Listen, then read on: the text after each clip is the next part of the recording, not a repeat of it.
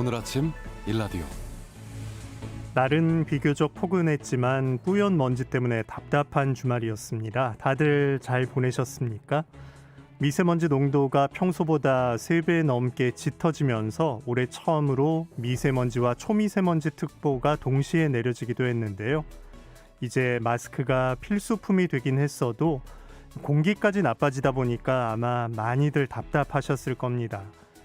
밤사이에 미세먼지는 좀 밀려났는데요. 기온이 떨어지면서 많이 추워졌습니다. 경기와 강원도에 한파주의보가 내려진 곳도 있는데요. 건강 해치지 않게 체온 관리 잘 하시기 바랍니다. 뿌연 먼지가 거친 것처럼 답답한 일도 조금씩 풀려가는 그런 한 주가 됐으면 합니다. 2월 8일 월요일 오늘 아침 일라디오 출발합니다. 저는 아나운서 김재웅입니다.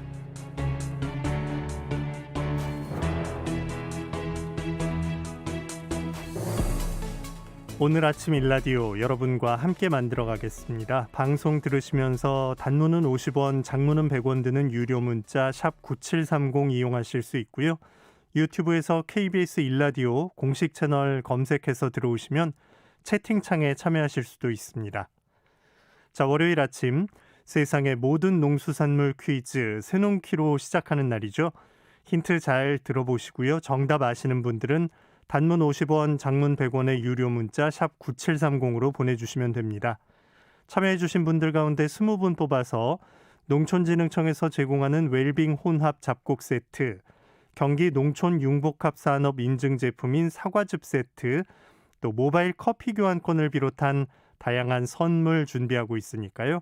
많은 참여 기다리겠습니다. 자, 이번 주 새농퀴 그 첫 번째 힌트 지금 나갑니다.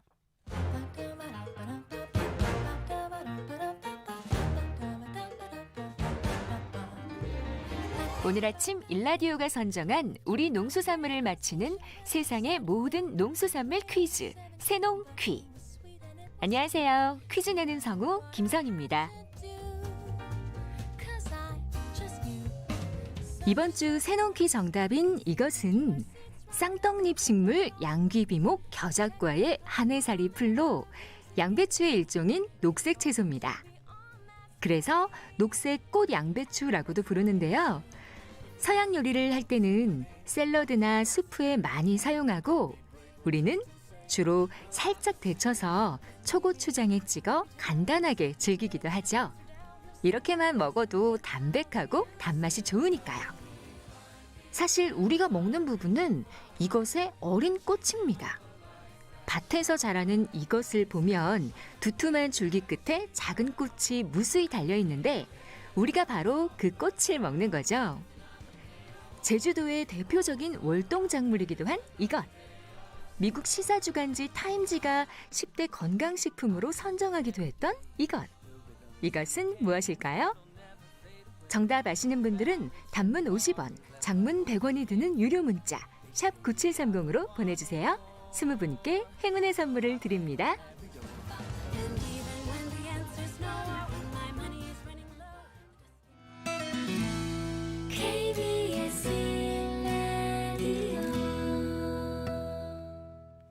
새농퀴 정답 아시는 분들은 단문 50원, 장문 100원 드는 유료 문자 샵 9730으로 보내주시기 바랍니다.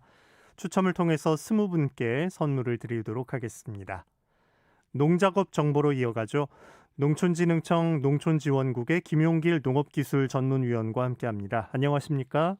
예, 안녕하십니까? 네, 땅콩 기름이 건강에 도움이 된다는 연구 결과가 나왔다고 하는데 이 얘기부터 전해주실까요? 예, 농촌진흥청은 추운 겨울철에 많이 발생하는 심혈관 질환을 예방하는 데 땅콩 기름이 효과가 있음을 동물 실험을 통해서 밝혀냈습니다.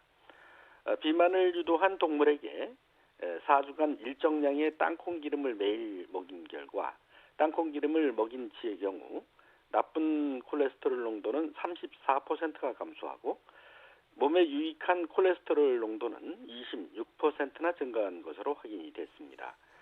이 같은 효과는 땅콩 기름에 들어있는 풍부한 올레산과 토코페롤 등 항산화 물질이 심혈관 질환과 노화를 예방하는 것으로 풀이가 되는데 특히 농촌진흥청이 최근 개발한 신품종인 K올 땅콩과 해올 땅콩 같은 경우는 올레산 함량이 80% 이상으로 매우 높아서 일반 땅콩에 비해서 효과가 약 4배나 높은 것으로 이렇게 나타났습니다.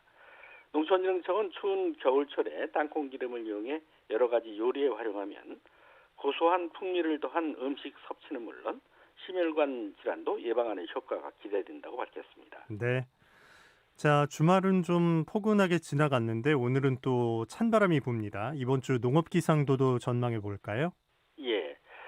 지난주에 이제 농사 속담으로 제가 이제 입춘 추위에 김치뚝 얼어 터진다라는 속담을 소개해 드렸는데요.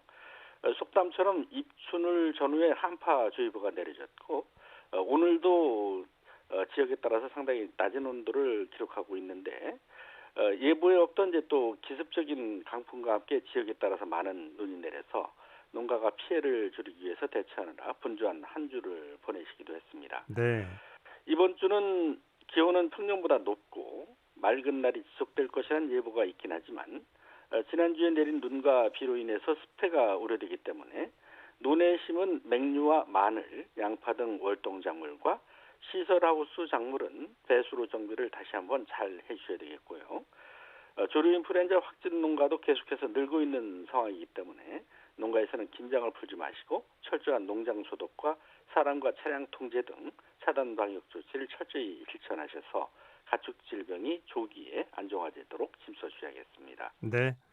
자, 이번 주 실천할 농사 정보들 하나씩 살펴보죠. 밭작물 관리 어떻습니까?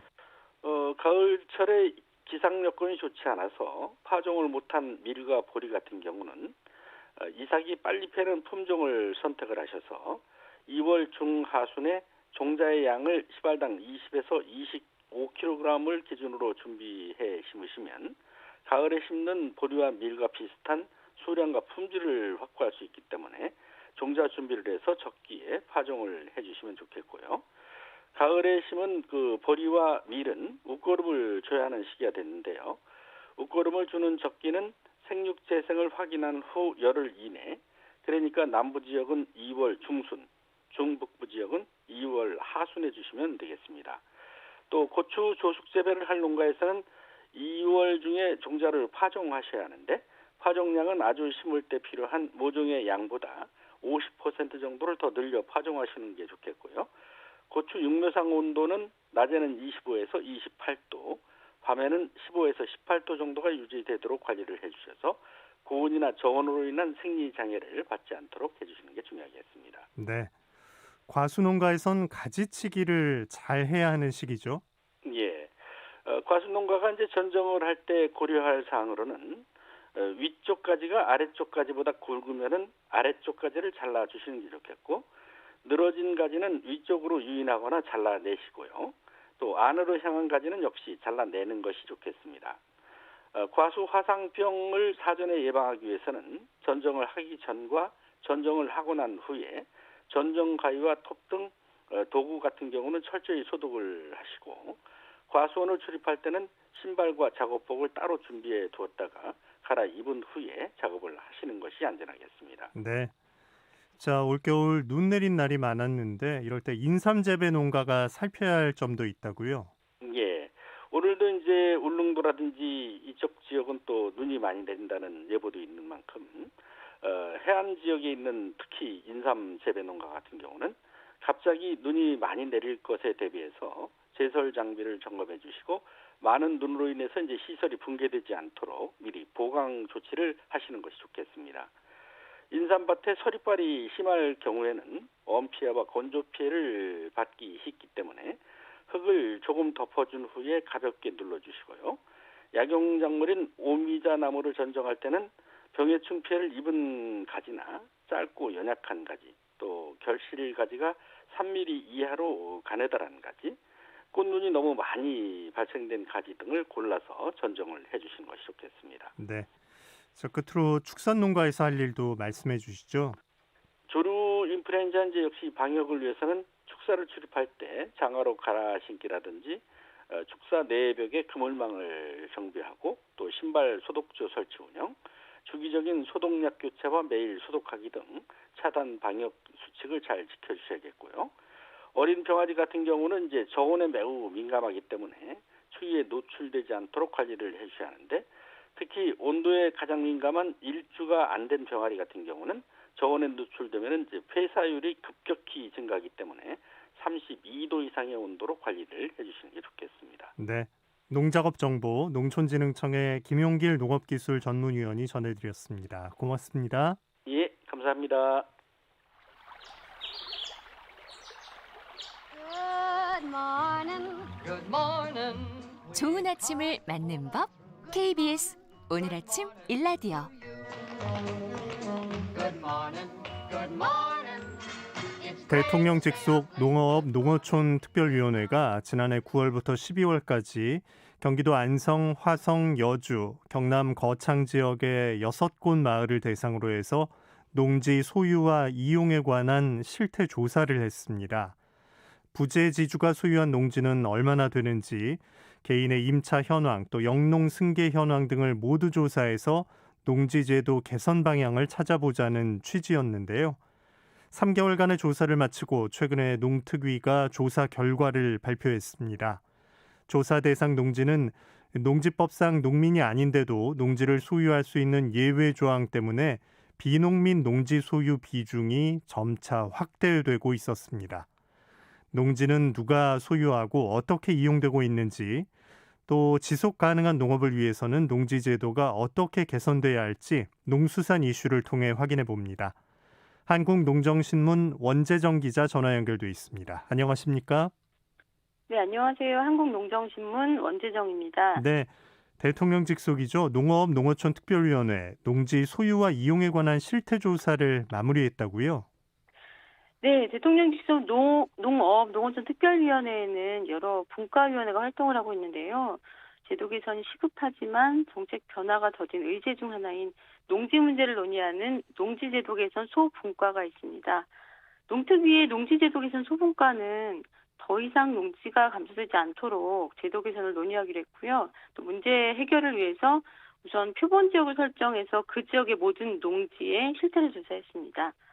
농특위가 농지 실태 조사를 한 기간은 지난해 9월부터 12월까지고요. 농촌 지역의 농지, 도농복합 지역의 농지, 그리고 도시 근교 지역의 농지 이렇게 세 가지 유형으로 지역을 구분한 끝에 경기도 안성, 화성, 여주, 그리고 경남 거창의 6개 법정 마을을 표본 마을로 선정을 했습니다. 이 6개 마을의 농지 전체 면적은 1,628헥타르였는데요. 농지 소유, 이용 형태, 임대차 현황 이런 질문지를 26개 항목으로 구성해서 1,628헥타르를 모두 조사했습니다. 네. 그 결과를 이제 최근 발표한 건데 그동안 진행 상황부터 좀 이렇게 정리를 좀 해주시죠. 예, 농특위는 지난 10월에 농지조사 표본 지역 중 한 곳인 경남 거창에서 경과보고회를 했습니다. 그리고 11월에는 서울 종로에 있는 농특위 사무실에서 중간 발표를 화상회의로 진행했고요. 그리고 지난달 28일에는 이 최종 결과보고회를 온라인 생중계를 통해 발표를 했는데요. 좀 더 많은 현장 농민들과 관계자와 이렇게 토론회 형식으로 활발하게 논의를 하지 못해서 굉장히 아쉬움이 납니다라고 이렇게 농특위 관계자들이 좀 얘기를 했습니다. 네. 우선 실태조사 결과를 토대로 일반적인 사항부터 말씀을 드리자면 조사 대상 농지 소유주들의 평균 연령은 65.8세였고요. 이 성별로 소유주 구분을 해보니까 남성이 75%, 그리고 여성이 25% 비율로 농지 소유주는 남성이 월등히 많았습니다. 네. 자, 이 결과를 쭉 봤을 때 좀 주목할 점이 있다면 소개를 부탁드릴게요. 예, 가장 관심이 높은 조사 결과 중 하나가 농지의 소유 현황, 누가 농지를 소유하고 있느냐일 텐데요. 농특위 조사 결과를 보면 비농민의 농지 소유가 점점 더 늘어나고 있다는 것을 확인할 수 있었습니다. 헌법에서는 경자 유전을 명시하고 있는데요. 농사를 짓는 사람만 농지를 소유할 수 있다 이렇게 규정을 했지만 농지의 보전과 이용에 관한 법률, 농지법에서는 예외 조항을 둬서 농민이 아니어도 농지를 소유할 수 있게 했습니다. 농지법 제6조에는 그 이제 10가지 예외 사항을 명시를 하고 있는데요. 이 중에서도 농사를 짓지 않아도 농지를 상속받을 수 있게 한 것과 또 농사를 그만둬도 계속 농지를 소유할 수 있게 한 이런 조항들이 특히 문제가 되고 있다는 지적을 받고 있습니다.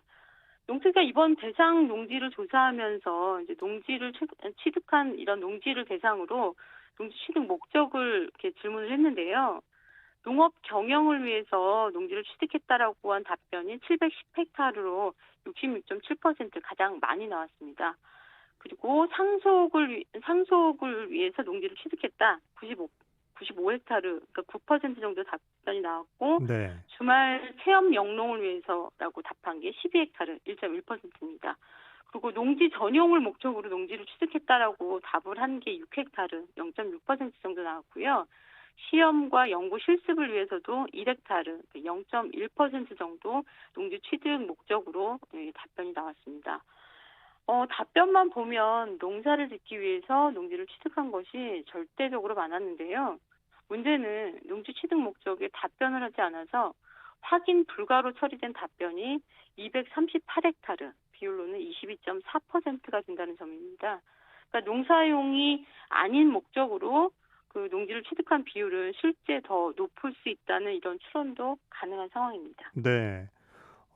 농지를 취득한 건 이제 농사를 짓기 위해서다라고 말한 비율이 제일 높긴 한데, 네. 거기 이제 남는 것 답변들, 농사 외목적 농지 취득도 좀 상당하다고 봐야겠네요. 네, 그렇습니다. 농특위에서 농사용으로 취득했다는 농지의 현황도 지금 또 따로 조사를 좀 했는데요. 그러니까 농업 경영을 목적으로 농지를 취득했으나 2년 이내에 전용된 농지가 건수로는 1,495건, 필지수로는 2,060필지, 면적으로는 158헥타르나 됐습니다. 게다가 농지 소유주가 이 시군 경계를 벗어나서 거주하면서 농사를 짓지 않는 이른바 부재지주 소유 농지 면적도 조사 대상의 30.5%, 324헥타르나 됐는데요. 농지법에서 경자유전 예외 조항으로 허용한 이 상속농지의 경우는 부재지주 비중이 50%에 이르는 실정입니다. 그러니까 농촌 지역일수록 부재지주 비율이 더 높은 특징을 보였는데요. 이번 농지 실태조사 지역 중 하나인 거창군 신원면의 경우는 부재지주 비율이 53%나 됐습니다. 네. 여러 가지 점들을 좀 이번 조사 결과로 확인할 수 있는데, 이 밖에 또 관심을 둬야 할 사항이 있다면 뭐가 있을까요?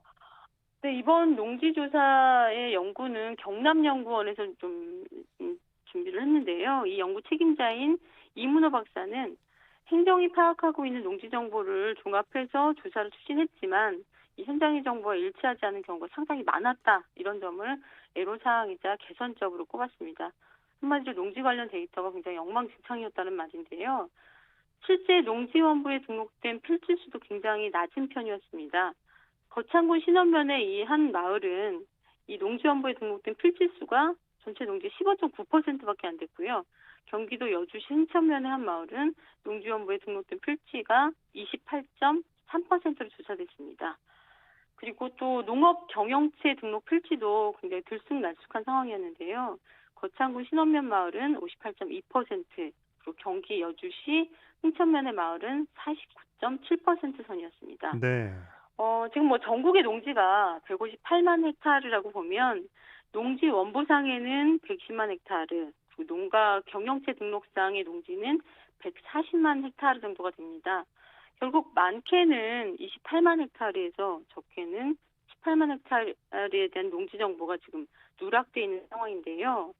이런 농지 데이터, 굉장히 이렇게 농지 데이터가 허술한 상황에서 공익직불금이 농지 면적을 기반으로 지급되고 있다는 게 좀 문제가 되고 있습니다. 네. 직불금은 부당 수령 문제가 굉장한 맹점으로 지금 꼽히고 있는데 농사를 짓는 농민이 받아야 한다는 원칙을 지키기 위해서라도 전국 농지의 전수조사를 통해서 그 농지 관련 데이터 정비가 반드시 필요하다는 것이 농특위의 지적입니다. 네. 이 농특위가 이번 조사를 통해서 제도 개선도 논의한다는 목표가 있었을 텐데 방향이 네. 좀 제시된 게 있나요?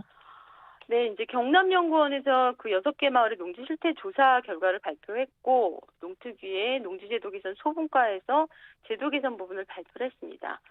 농특위의 조병옥 농지제도 개선 소분과 위원장은 농지 소유와 이용이 실경작자 중심으로 전환돼야 한다는 점을 거듭 강조하면서 이 원칙을 지키기 위해서 몇 가지 제안을 했는데요. 우선 농지 취득 조건을 좀 강화하라. 그리고 불법 농지의 처분 명령에 이 강제력을 높이자는 것이 크게 그 개선 방향입니다. 우선 농지를 취득하기 위해서는 현재 농지 취득 자격 증명이 필요한데요. 너무 형식적으로 발급이 되고 있습니다. 당일 발급도 가능하고 기입할 내용도 특별히 어려운 게 없다고 하는데요. 농특위에서는 최소한 2년 이상 영농활동 경력자를 대상으로 농지 취득 자격 증명 조건을 제한하자 이런 얘기를 했고 또 예외적인 농지 소유 요건도 지금보다는 한층 더 강화해야 한다는 점을 강조했습니다. 그리고 농업진흥지역 농지 같은 경우는 주말 농장이나 체험 목적으로 취득하는 것을 제한해야 된다 이런 의견도 나왔고 최근 제주도에서 크게 논란이 됐었던 농업회사법인의 농지 매입 문제도 정말로 영농에 이용되도록 농지 소유 요건을 강화해야 한다고 개선 방향을 내놨습니다. 예. 그 불법 농지 취득에 관해서 처분 강제력을 높이자는 건 어떤 내용인가요? 예, 그 현재 농지의 불법 취득이 발견됐더라도 3년간의 유예 기간을 주고 있는데요. 이제 그 유예 기간 동안에 과일나무 몇 그루 심어놓고 방치를 하기도 하고 여러 가지 악용 사례가 많다고 합니다. 네. 따라서 농특위는 이런 행정적 낭비를 줄이기 위해서 농지 처분 명령 유예 시에 그냥 3년간 유예만 하는 게 아니라 성실 경작 계획서를 제출하게 한다거나 경작 이행 신고 의무를 부여하자는 주장을 했습니다. 그리고 또 불법 취득 농지에 대한 신고 포상금을 좀 높이자. 그리고 지자체 공무원 등을 활용한 농지 특별 사법 경찰제 도입 등도 대안으로 제시했습니다. 그리고 이제 8년 작용 시에 양도소득세가 면제되는 이런 조항들이 굉장히 많이 악용되고 있는데요. 이 조항도 좀 재검토하자는 방안도 나왔고 또 공무원과 민간이 함께 직불금 부당 수령과 농지 불법 소유 이용 등을 관리 감독할 수 있는 농지관리기구가 반드시 필요하다 이런 입장도 전했습니다. 농특위는 농지 소유와 이용을 정상화해야지 우리 농업도 지속 가능할 수 있다는 점을 굉장히 강조를 했는데요. 앞서 설명드린 농지제도 개선과 관련해서 모두 10가지의 주요 추진 과제를 도출을 했고 이번 농지실태조사를 토대로 해서 농지제도 개선안을 마련한 뒤에 농특위의 본회의 안건으로 상정할 계획입니다. 네. 자, 개발 얘기만 들려오면 농지 전용 속도도 더 빨라지고 또 최근엔 대체에너지 관련해서 또 농지법이 몸살을 앓고 있는 걸 느끼고 있는데 농지라는 게 이제 농산물 생산에 그 가치가 있잖아요. 그 원칙을 좀 우리 사회가 좀 더 뼛속 깊이 새겼으면 하는 생각이 드네요. 네, 저도 같은 생각인데요. 네. 지난 1일에 경제정의 실천 시민연합이 21대 국회의원 4명 중 1명이 농지를 소유하고 있다 이런 기자회견을 한 바 있습니다. 농민단체가 농지법을 강화하자고 국회와 논의하다가 그야말로 맥이 빠진 상황인데요.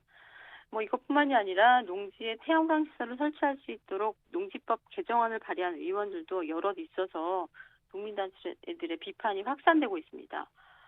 농지와 식량과 관련 수치를 몇 가지 좀 말씀을 드리면서 우리가 처한 상황을 전하고 싶은데요. 네.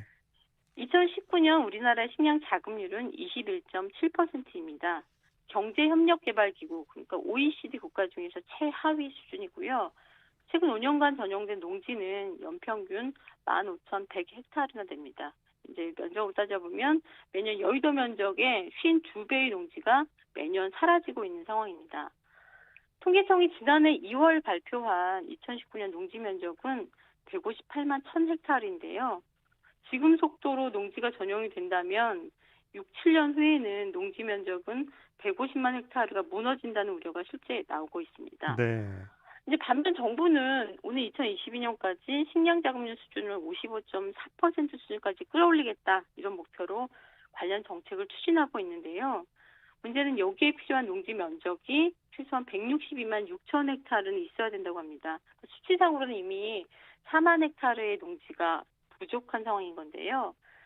현재 누더기 농지법도 전면 개정돼야겠지만 최소한 식량 자급을 위해 정부가 보존할 농지 목표가 얼마인지 그 수치부터 제시한다면 농지 전용에도 다소 제동이 걸리지 않을까 생각됩니다. 네. 농수산 이슈 한국농정신문 원재정 기자가 전해드렸습니다. 고맙습니다. 네, 고맙습니다.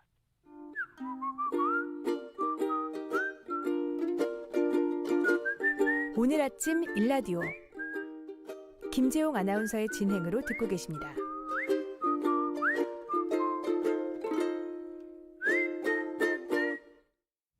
이번 순서는 민족문화콘텐츠연구원 박재희 원장이 전하는 고전으로 세상 읽기 시간입니다. 함께 들어보시죠.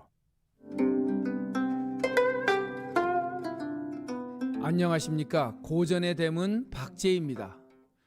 자기 생각은 접어둔 채 그저 남이 하니까 나도 한다는 사회 풍조를 부화 뇌동한다고 하죠. 아파트를 사려고 영혼까지 끌어와서 투자하는 영끌의 부화 뇌동도 있고, 주식이 돈이 좀 된다고 하니까 빚까지 내서 주식에 투자하는 초보 주식 투자 어린이 주린이의 부화 뇌동도 있습니다. 오로지 돈과 인기만 추구하는 검증 안 된 유튜버의 잘못된 정치 해석을 보고 마치 사실이라고 착각하여 여기저기 자신의 의견인 양 떠들고 다니는 사람 역시 부화 뇌동하는 사람들입니다. 세상에는 귀가 얇아 남의 말에 아무런 검증도 없이 무조건 옳다고 여기는 사람들이 참 많습니다. 그러나 그 결과는 참으로 암담합니다. 심사숙고의 대책도 없이 남들이 줄을 서니까 나도 줄을 선다는 생각에 섣불리 아파트를 사고 나서 대책이 감감한 사람들도 있고, 길에서 떠도는 이야기만 듣고 주식에 투자하여 오르내리는 주식시장에 마음 졸이는 사람들도 참 많습니다. 특히 당리당략에 골몰한 정치 평론가들의 실없는 이야기에 부화 뇌동하여 자기 생각과 다른 사람들에게 폭력에 가까운 비난을 하는 사람은 자신도 망치고 사회에 해악을 끼치는 결과를 가져오기도 하죠. 그야말로 세상은 내 생각과 주관보다는 오로지 남들이 하는 것에 초점을 맞춰 춤을 추는 부화 뇌동의 시대입니다. 부화 뇌동이란 단어는 예기 공내편에서 처음 나오는 말입니다. 정 이용하라. 너의 용모를 바르게 갖추어라. 청 필경하라. 다른 사람들의 말을 들을 때는 심사숙고하여 들어야 한다. 무초설하라. 다른 사람의 생각을 내 생각인 것처럼 착각하지 마라. 무뇌동하라. 다른 사람의 의견에 무조건 동조하지 마라. 얘기에 나오는 부화 뇌동, 뇌동이 나오는 구절입니다. 남의 생각을 오로지 옳다고 생각하여 내 주관을 버리고 남들이 하는 말에 이리저리 끌려다니지 말라는 것입니다. 우레 뢰자에 같을 동자, 뇌동, 저기서 천둥이 치고 여기서 번개가 맞장구를 친다는 뜻이죠.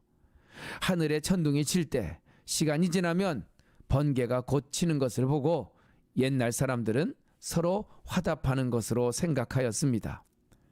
여기에 나오는 뇌동이란 단어에 나중에 부화라는 단어가 붙어서 아무런 생각 없이 남의 의견에 동조하거나 따라하는 것을 부화 뇌동이라고 하였습니다.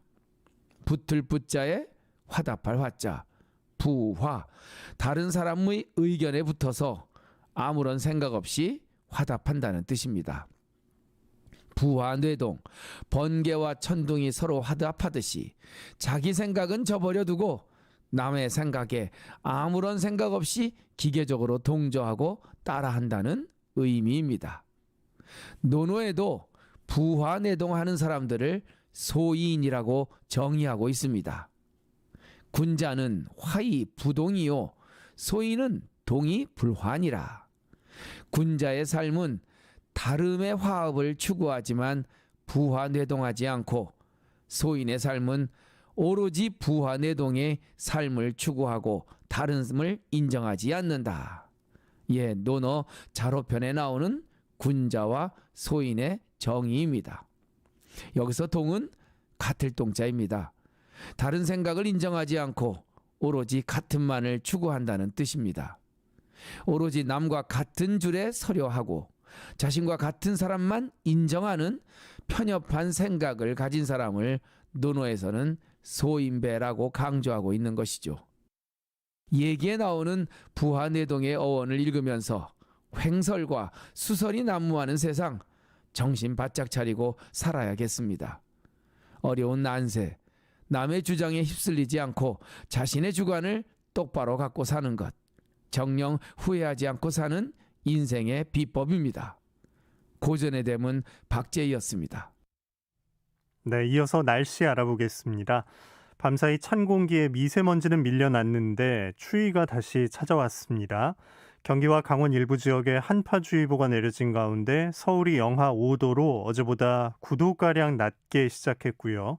철원은 영하 4도를 보이고 있습니다. 바람이 다소 강해서 체감온도는 더 낮으니까요. 체온 관리에 신경 쓰시기 바랍니다. 울릉도 독도에는 대설경보가 내려져 있습니다. 밤까지 5에서 15cm의 눈이 예상되니까요. 울릉도 지역 농가에서는 대비도 잘 해두셔야겠습니다. 또 서해와 동해, 제주 해상에 풍랑주의보가 발효 중인데요. 물결이 3에서 4m로 높게 일고 있으니까요. 조업 나가는 어선들도 조심하셔야겠습니다. 강한 바람이 부는 가운데 강원 영동, 영남 지역, 전남 일부 지역엔 건조주의보가 발효 중입니다. 화재 위험이 높은 날이니까요. 작은 불씨 하나도 다시 보는 세심한 주의가 필요하겠습니다. 오늘 아침 일라디오 함께하고 계신 지금 시각은 6시 45분입니다.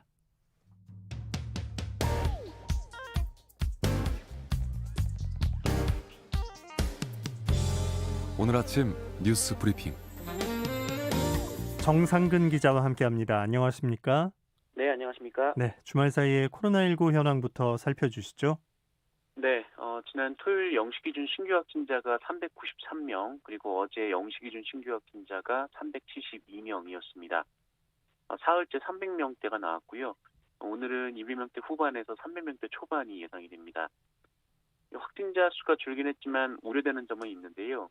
우선 지난 한 주 상황을 따져보면 이 비수도권은 그 전주보다 절반 수준으로 확진자가 줄어들긴 했는데 수도권은 오히려 확진자가 늘었다라는 점입니다.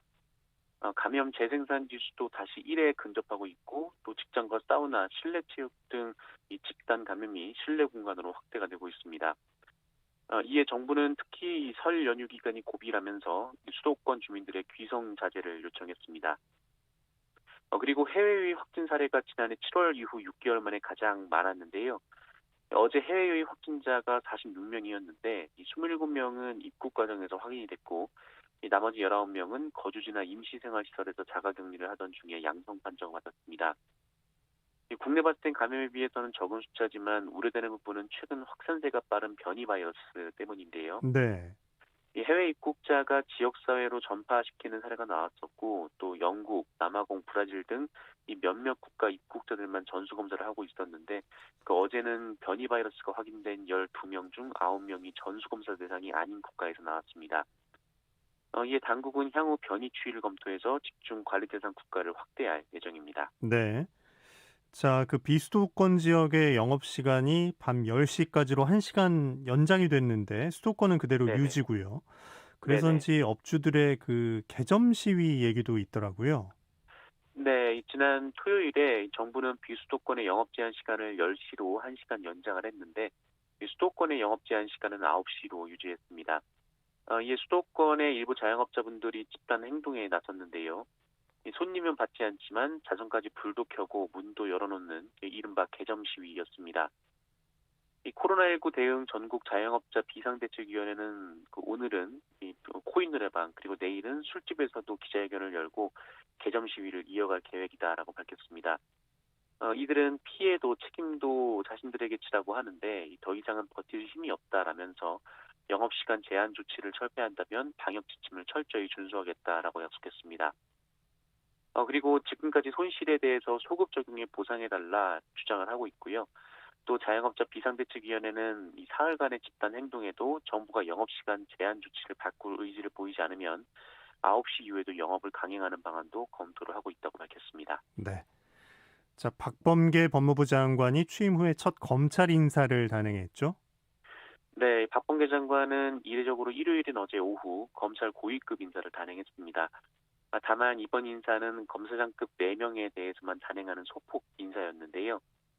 이 검찰 인사 중 가장 관심을 모았던 사람은 그 윤석열 검찰총장의 가족 수사 등을 지휘를 해온 그 이성윤 서울지검장의 유임 여부였는데, 그 이성윤 지검장은 인사변경이 안 났기 때문에 이 서울지검장직을 계속 수행하게 됐습니다. 그리고 윤석열 총장에 대한 징계 청구를 주도했던 이 법무부의 심재철 검찰국장, 그리고 이 검사 술접대 의혹을 수사하고 있는 이정수 서울 남부지검장은 서로 자리를 맞바꿨습니다. 윤석열 총장의 최측근으로 이 검언유착 의혹 수사 대상인 한동훈 법무연수원 연구위원은 유임이 됐고요. 윤석열 총장이 챙겨왔던 그 월성원전 경제성 조작 의혹을 수사하고 있는 이두봉 대전지검장도 유임이 됐습니다.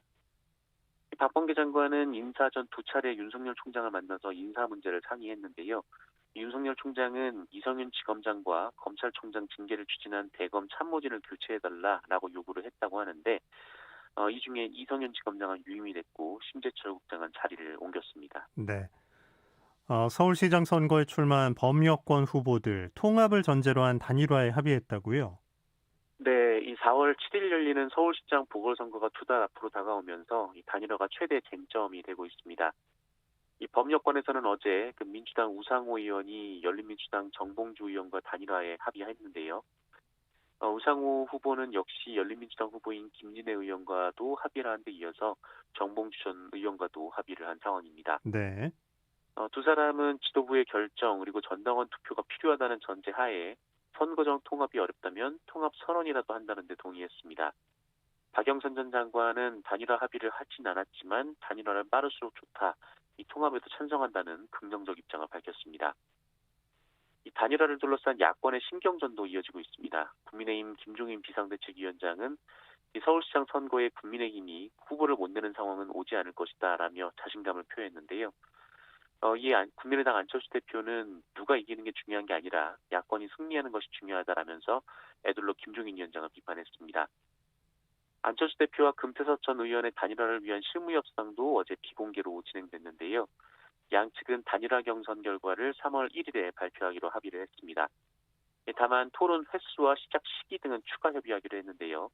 이 금태섭 전 의원은 가능한 일찍 그리고 여러 번 토론을 하자라는 입장이고, 안철수 대표는 토론의 수가 아니라 내용이 더 중요하다라는 입장입니다. 네. 자, 한진중공업의 해고 노동자인 김진숙 씨, 부산에서 출발한 도보행진 이제 서울에 도착을 했죠? 네, 김진숙 민주노총 부산지역본부 지도위원은 지난 1981년 첫 여성 용접공으로 한진중공업에 입사를 했습니다. 이후 1986년 노동조합의 어용성 등을 폭로하는 유인물을 배포했다가 전두환 정권 대공분실에 끌려가 고문을 당했고요.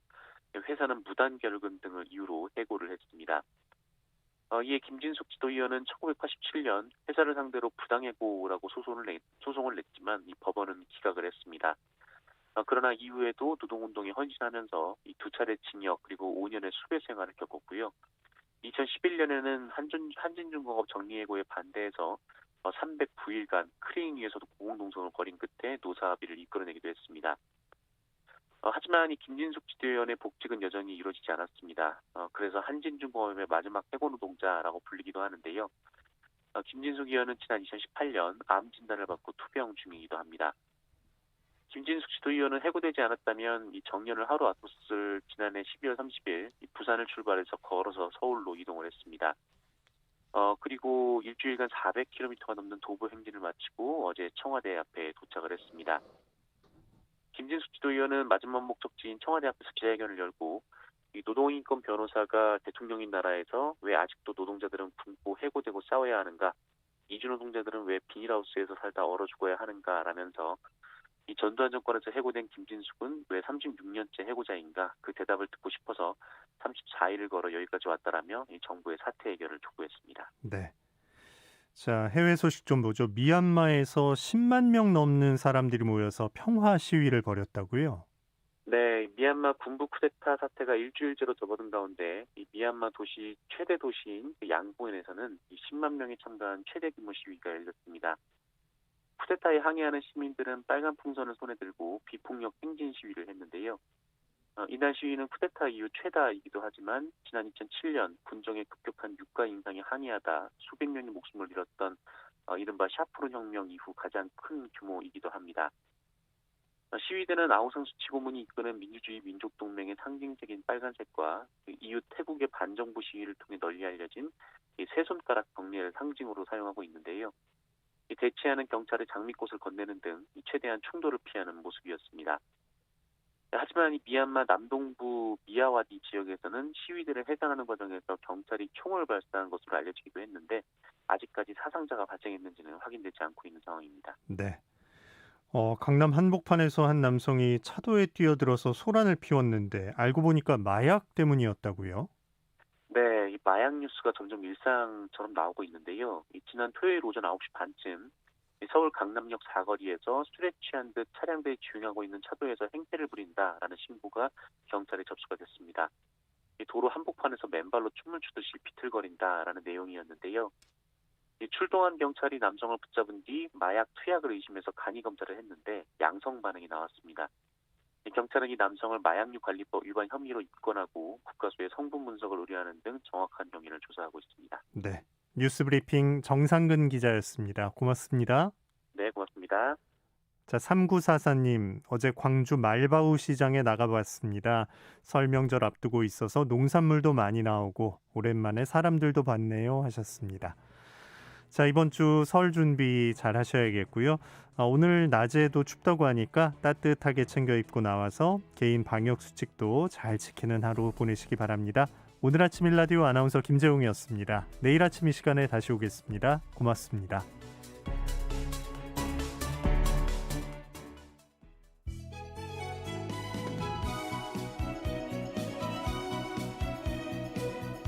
안녕하세요. 바른말 고운말입니다. 요즘 우리나라의 한 배우가 영화 미나리로 미국의 각종 영화